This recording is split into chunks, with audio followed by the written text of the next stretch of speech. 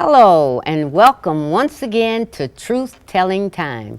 Yes, it is time for us to tell our truths according to us. This program is brought to you by Imani Unidad. Welcome and thank you for joining us.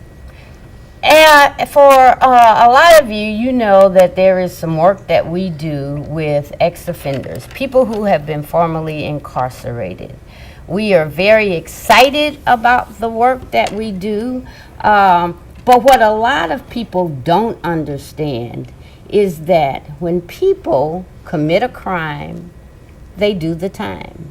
Once that time is over, it's over. That's their punishment. The separation from society, separation from family, separation from community. But somehow there have been mechanisms put in place that punishes people for life. And so there is a lot of work going on nationally as well as locally to try to break that trend. When people do their time, they need to come back to community, come back to families, come back to society as whole people. And so that's what we're going to be talking about tonight, a new project in this community that seeks to help people restore themselves as full members of this society. My name is Deborah Stanley, and I am joined by an awesome group of people who are committed to righting an injustice. And I will allow my guests to now introduce themselves because they know themselves better than anybody else. And we shall begin with the person I've known longer than anybody at this table. My name is Irene Britt, and I am the co-director of an initiative we call the Second Chance Initiative, and it was started through Ivy Tech Community College. And I will probably let Marcus talk a little bit more about that piece of it, but I am not a native of South Bend. I've been in South Bend now for a little bit more than maybe 14 years. I transferred here from Louisville, Kentucky. I came with the opportunity to work at Notre Dame University, and then had an opportunity to go to Ivy Tech Community College, and I was there as an adjunct for I think 3 years, and had the opportunity then to ascend to the chair position for the Criminal Justice Department, and have been there since about 2007, and I'm stepping down this year from the chair position. We'll continue to adjunct, but I'm working with students who helped me start and build the Expungement project on a full-time basis, and will adjunct. And so I'm the ex-chair now as of summer of this year. So I'm starting on another chapter with some wonderful people, and very happy to be a part of what we all believe now is a mission. And very pleased just to be involved with this project. It's a two-pronged project. There's a community side as well as the educational side that's connected still with Ivy Tech. And as I said, Marcus will talk a little bit more about that. So that's just a little bit about me, at least in terms of my passion and my professional career. My personal life is a little bit different, and I don't care to talk about that at this point. But Well, just one aspect of your personal life. You talked about working with this mission-driven project. Yeah. What is your personal mission? Why does this project bring so much passion and excitement to you personally? Okay, I've always been a proponent of what I call social justice. Yes. The belief that as for those individuals who have been on a side of our criminal justice system that says that you've committed this offense, and because you've committed this offense, this is what we as society expect you to do. Once you've done that, then we say, this is your sentence, this is the term of your sentence. When you've done that, you should be able to return to your community as a person who has satisfied all the requirements that we, society, say you are expected to do. Once you've done that, then you should have the opportunity to come back to the community and have the opportunity to demonstrate that you're now ready to be a productive citizen, ready to be one that's willing to contribute in positive ways to society, to reconnect with your family, and just be a regular citizen like anyone else, just wanting to live well and raise your family, raise your kids, and be done with your past and start on your present and grow into your future. And for that reason, then my belief is that you should have the opportunity to do just that.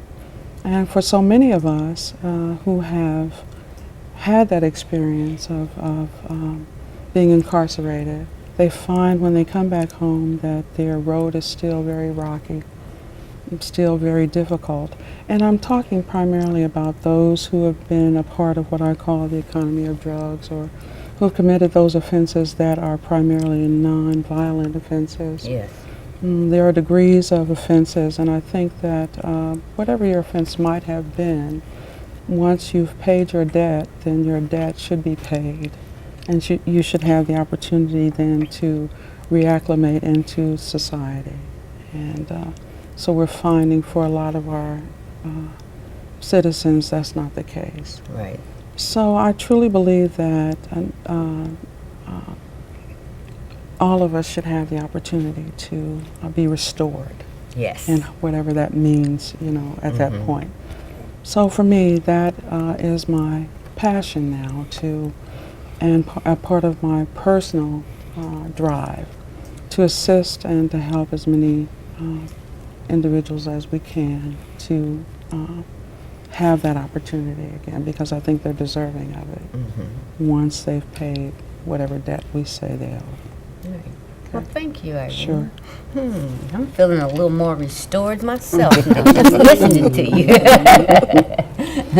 All right, Brother Ellison. Well, thank you. My name's Marcus Edward Ellison, and I'm a product of South Bend. I was born and raised here. Both of my parents grew up here, just like I did. I have a daughter that'll be a senior in high school this year. That's, we're all products of the South Bend Community School Corporation, the South Bend. So, much of my interest in this is because I think it's good for the community, and the community that, me and my family are grown up in and still live in and choose to, raise our children in. My role, I've been a practicing attorney in Indiana for about 15 years. I went to Notre Dame for law school after having gone away for college, and once I graduated, I spent 3 years working in the county prosecutor's office, so I'm familiar. Bless you. Go ahead. But I'm familiar with, the other side of things too, from the criminal aspect, starting. Anything, do you? You keep When I was the prosecutor's office with, going and seeing the other side of things of people getting things on their criminal record for things that they've done, so I can appreciate the aspect of, as Irene was saying, that once you're done, you should be done, and once your time is up, you should be. Time is up, and that was kind of a philosophy I had even when I was doing that. Over the years, I began to do practice law, civil, and stayed primarily in the area of litigation, but I began to do teaching more and more, primarily in the area of paralegal and legal studies. I came to Ivy Tech full-time in 2012 as the paralegal program chair, much like Irene at the time was over criminal justice, and now I'm adding on the criminal justice aspect as she's stepping down from that role, so I'll be doing both. But we were there kind of, Excuse me, keep going. okay, well, we did our roles kind of tied together well, because there's a lot of overlap between paralegal and criminal justice, and this, what you do with this project kind of fits in well with these things together. The idea of being able to get things expunged off your criminal record, we kind of felt when the law changed in 2012, myself, Irene, some of the other professors there, and our dean, Violet Hawkins, we talked and thought it would be a good opportunity to be able to involve students and other members of the community to kind of come together in sort of a service learning project, which is a big part of what Ivy Tech's mission is. Certainly pushed in this region and statewide in general, of the idea that students not only learn what they need to learn educationally in order to advance and go forward, but that they also have an opportunity to be able to apply the skills that they learn in the classroom in a practical sense, and you couple with it with being able to be more involved with the community and do something that provides a community benefit. It really fits in with the mission of what a community college is and what a community college should be doing. And so the ideas that really brought together, our interests, our passion. It was a good mix of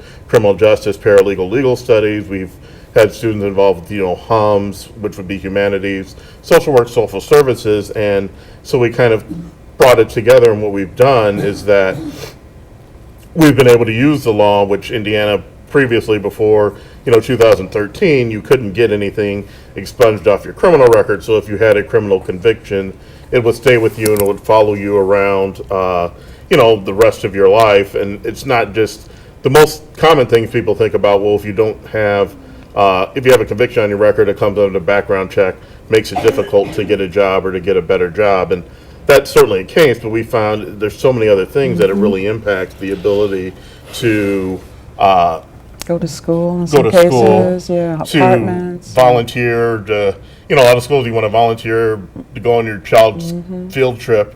You can't pass the background check because you've got something on your record. You can't teach in the Sunday school at church. You can't rent an apartment in a certain complex or a certain house. You have difficulty getting credit if you've got certain drug convictions. You can't get student loans, so you can't do all the things that you would want to do to rehabilitate yourself. And be a foster parent. After serving your time, not being able to be a foster parent is a big issue. A lot of people, you can't, in terms of you've got felonies and things that impact your right to purchase or have a gun permit or gun right, which a lot of people have interest in that.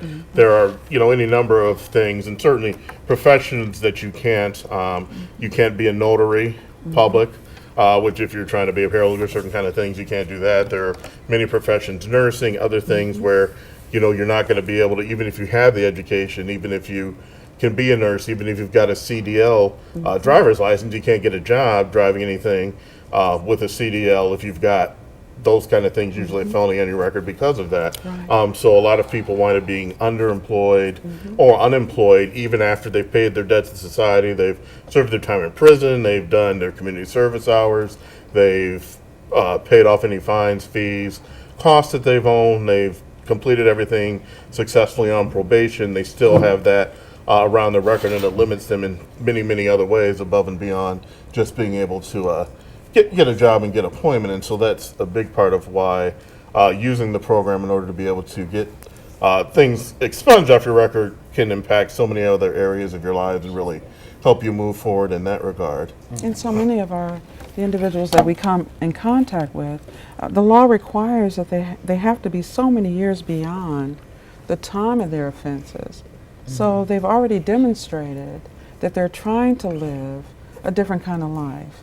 And so if for no other reason than that, they've at least begun the process of reacclimating in positive ways into the community. They've made the statement that, look, I'm out of that life. You can look at my history for the last 5 years or the last 3 years, and you can see I'm trying to do something different. So, yeah. And so, accompanying the two of you, we have Karen Williams, and I am a expungement specialist. I started at Ivy Tech in 2008, and I graduated the first time in 2013, I think, 14. Then the second time in 15. I have a degree in criminal justice, one in general education, and I have the core teaching certificate. okay. I chose to stay with criminal justice because of some of my own experiences in the past. And I also met a lot of people in this program, and they really need help. We do accept donations. It helps with our paperwork, the research, the